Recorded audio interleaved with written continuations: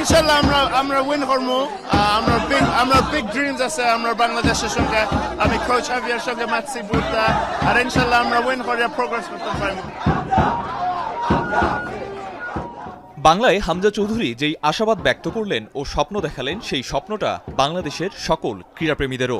সঙ্গত কারণেই হামজাকে নিয়ে উৎসাহের কমতি নেই টাইগার সমর্থকদের। হামজাকে বরণ করার আনন্দে রং খেলায় মেতেছেন বরণ করতে আসা ক্রীড়াপ্রেমীরাও।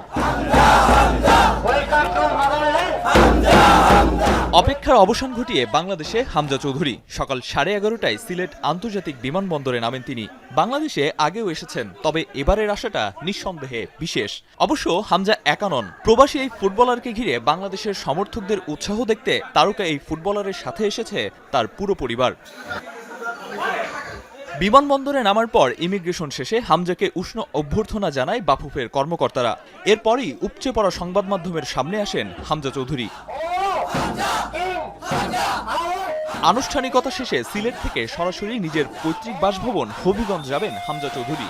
একদিন সেখানে থেকে মঙ্গলবার রাতে ঢাকায় ফিরবেন দেশের ক্রীড়াঙ্গনের টক অব দ্য টাউন। এরপরই ভারতের বিপক্ষে ম্যাচের জন্য প্রস্তুতি শুরু করবেন হামজা চৌধুরী।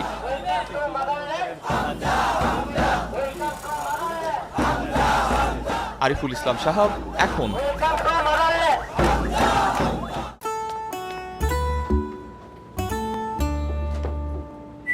এই ঈদে জুয়েলারি ক্লোদিং এ বিকাশ পেমেন্টে ডিসকাউন্ট।